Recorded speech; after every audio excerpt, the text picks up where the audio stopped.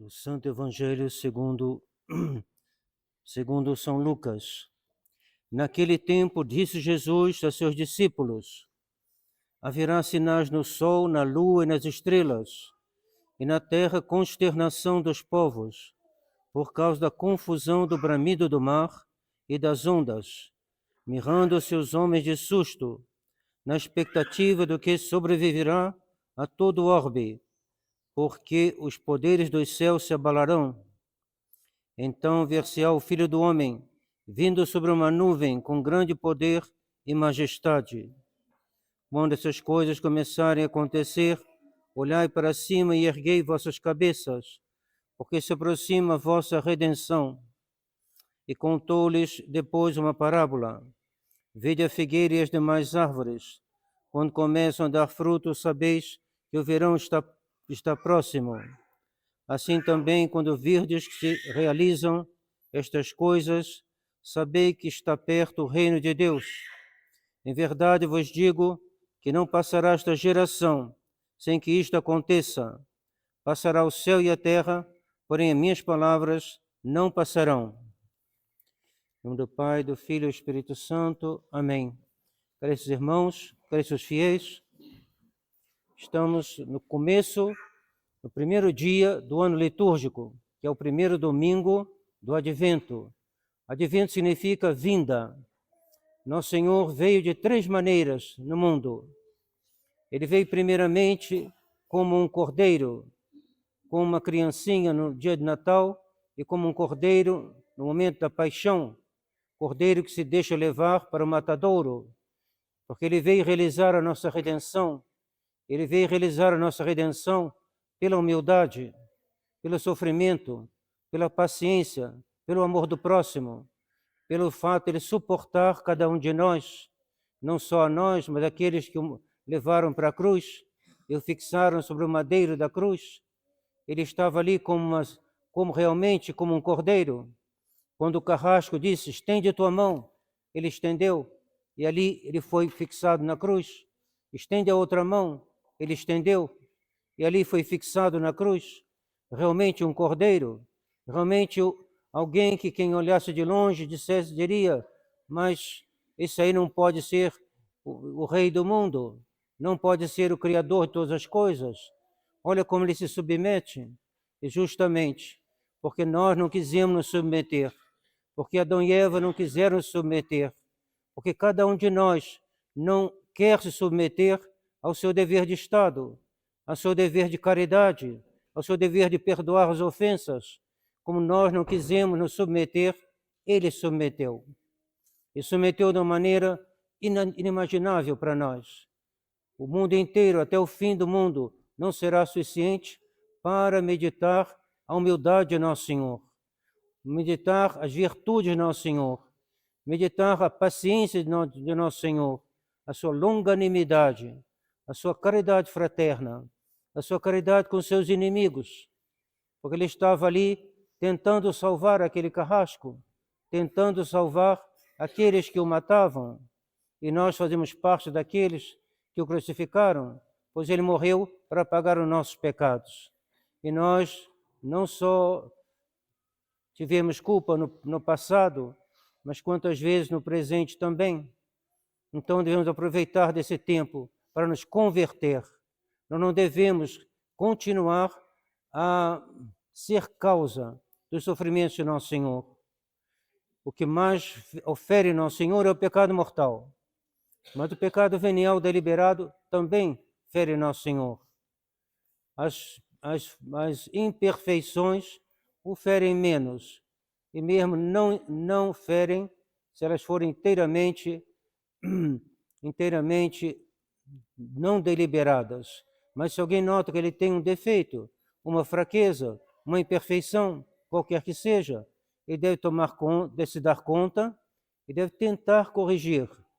Devido a uma questão que não depende totalmente dele. Ele, na hora, sim, age daquela maneira. Ele deve se dizer: como é que eu posso fazer para contornar minha dificuldade? Devo rezar mais? Devo comungar melhor? Devo fazer melhor a minha leitura? Devo pedir uma direção espiritual? Devo fazer de tal maneira que Nosso Senhor não seja ofendido por mim. Então, eis aí, Nosso Senhor vem primeiramente como um cordeiro, como uma criancinha em Belém, como um cordeiro na cruz, na sua paixão. Uma segunda maneira de Nosso Senhor vir, ele vem durante o período da igreja, da sua ascensão aos céus, até os acontecimentos relatados no Evangelho de hoje. Ali ele vem como um amigo, ele vem com seus sacramentos, ele vem na Santa Comunhão, ele vem ainda, ele não quer mostrar a sua onipotência, ele não quer mostrar a sua majestade, porque Deus na sua sabedoria se adapta à nossa fraqueza, nossa psicologia. Se Nosso Senhor parecesse com toda a sua glória, nós teríamos dificuldade a se ajoelhar na mesa de comunhão para recebê-lo. Nós ficaríamos com receio, com certo receio, um respeito que nos paralisaria. Então, Nosso Senhor vem como um amigo, debaixo do véu dos sacramentos. Ele vem também com a sua graça, que Ele dá não só pelos sacramentos, mas Ele dá também pela oração. E Ele vem. Um amigo sempre atende um outro amigo. Dois amigos, se ele não puder atender, é porque realmente foi impossível. Mas nada é impossível ao Nosso Senhor. Então, aquele que pede ajuda ao Nosso Senhor, ele pode estar certo que ele será atendido. Nem sempre como nós pensávamos, mas toda oração bem feita, diz São Tomás de Aquino, é atendida. Não necessariamente como a gente pensa, mas com uma coisa que é melhor do que a gente pensa. Então, Nosso Senhor vem como um amigo que atende o seu amigo, um amigo que não abandona o seu amigo. A igreja nunca será abandonada. Por quê? Porque Nosso Senhor não abandona os seus.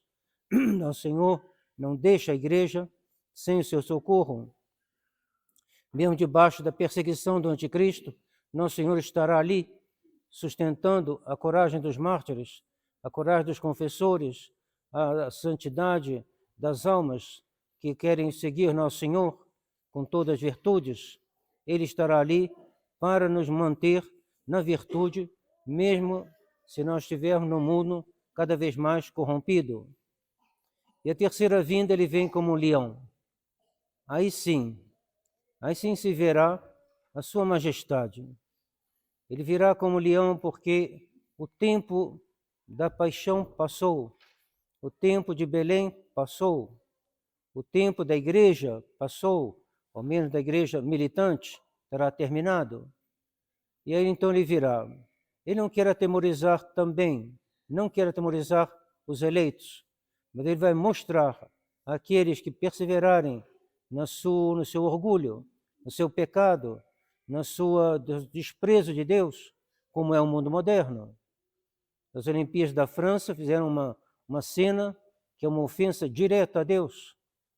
E Deus, por enquanto, ele espera, mas virá o dia que ele chamará um por um e pedirá contas.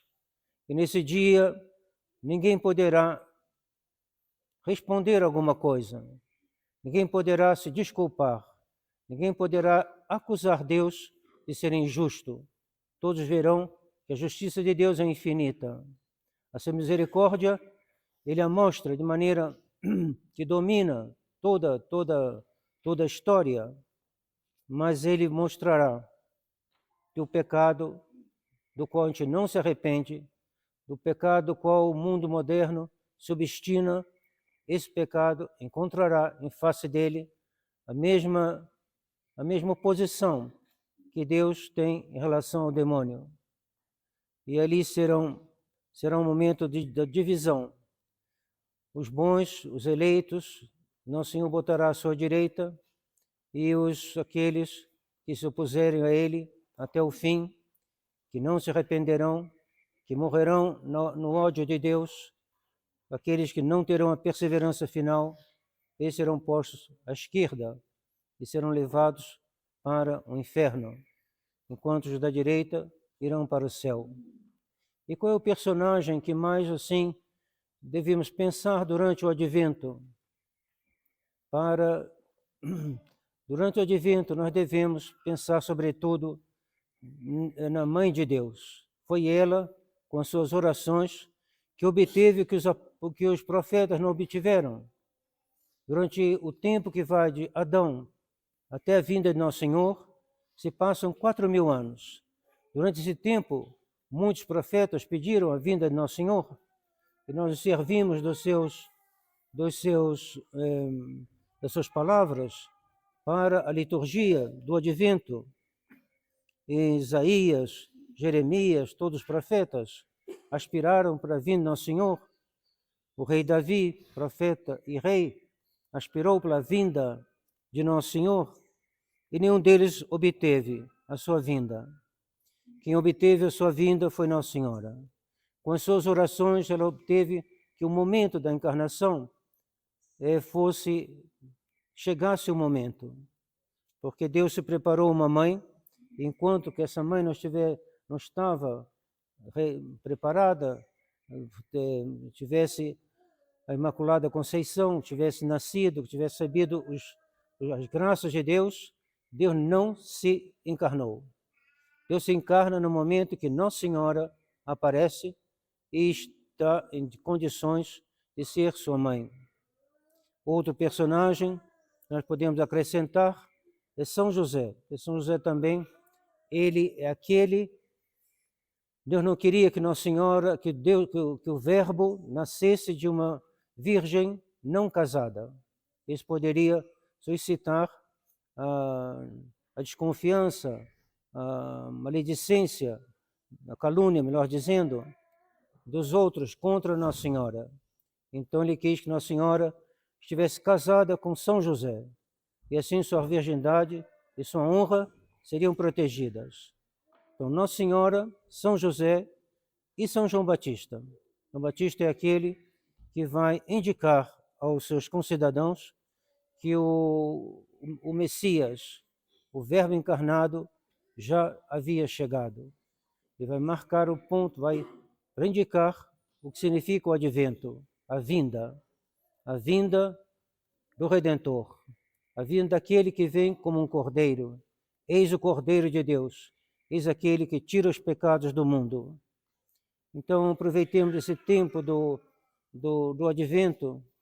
Ele é um tempo mais, digamos, mais sereno, por assim dizer, mais, digamos, mais suave do que a quaresma. Mas ele é semelhante à quaresma. Os paramentos são roxos, há um esforço mais de austeridade no advento. Quem quiser fazer como os monges, nós fazemos um jejum na quarta e na sexta. Um jejum, cada um, quem quiser, pode fazer um jejum moderado, nada de grandes coisas, não precisa. Se tiver a disposição, pode fazer também, mas cuidado, tudo que é exagerado tende a desaparecer. Tudo que dá no equilíbrio da virtude da prudência, se mantém. Então, quarta e sexta, nós fazemos. O café da manhã é um pedaço de pão já determinado, a gente não pode repetir, tá, aquele pedaço. Temos uma fruta e um café. Café ou então chá verde, não sei. Algumas para beber, quente. Então, e só. À noite é só uma sopa, na quarta e na sexta. Outros dias é normal. Então, uma sopa. E se algum irmão está cansado, a gente concede um pouco de pão. Então, aproveitem desse tempo também para ler. É um tempo mais contemplativo, é um tempo que a gente pode, aí depende da atividade de cada um, mas procurem ler. São Bento bota no Dia do Monge um tempo de leitura muito grande, impressionante mesmo, que nós nem conseguimos fazer. E essa leitura, a leitura alimenta a alma. E a alma depois tem alimentada, ela reza melhor. Ela entende melhor o que ela deve pedir a Deus. Ela conhece melhor a Deus, então ela tem mais mais desejo de contemplar a Deus.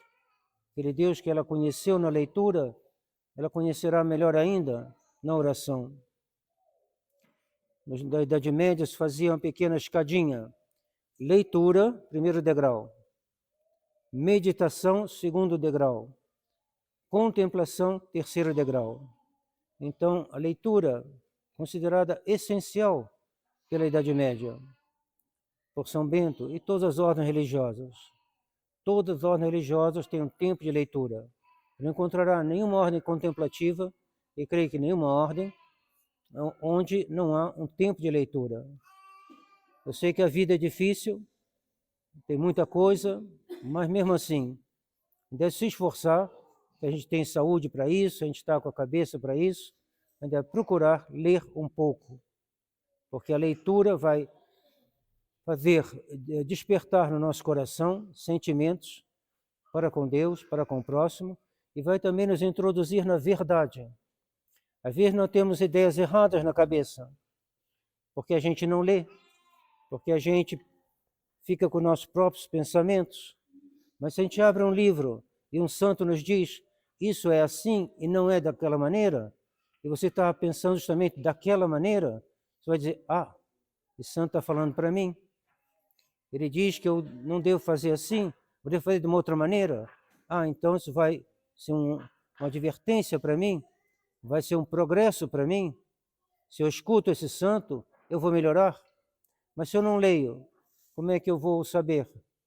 Deus pode também nos comunicar suas luzes na oração, mas se alguém negligencia a leitura, ele não receberá muitas graças na oração, porque ele negligenciou o primeiro degrau. Leitura, meditação, contemplação. Então pensamos a Nossa Senhora, ela que atraiu Nosso Senhor do céu à terra, ela que foi aquela que, nesses 4.000 anos, foi só quando ela apareceu que o Verbo se encarnou, ela é a pessoa a qual a gente deve pedir a Nossa Senhora, que ela obtenha que Nosso Senhor, por assim dizer, se encarne em nossos corações pela sua intercessão. Nosso Senhor se encarna em nós, na nossa alma, quando a gente pratica as virtudes de Nosso Senhor. Eu vivo, dizia São Paulo, não eu, mas o Cristo vive em mim. O Cristo quer viver em nós. O Cristo quer que a gente seja uma humanidade assim de acréscimo para Ele. A humanidade dele é uma só. É aquela que nasceu em Belém e morreu na cruz. Mas Ele quer que nós sejamos outros Cristos. Uns mais, grandes santos, outros menos, mas todos devemos ser outros Cristos. Nosso Senhor quer comunicar a sua bondade ao próximo através de nós. Nosso Senhor quer revelar ao próximo o que é a caridade através de nós. Nosso Senhor quer esclarecer uma outra pessoa através de nós. Nós devemos ser instrumentos de Nosso Senhor. E assim a gente fará um bem, não só à nossa alma, mas também ao nosso próximo, e o ajudaremos a receber melhor Nosso Senhor no dia de Natal, que ali a gente possa receber, cada um de nós, um grande acréscimo de graças para se unir a Deus e realizar a nossa salvação. Em nome do Pai, do Filho e do Espírito Santo. Amém.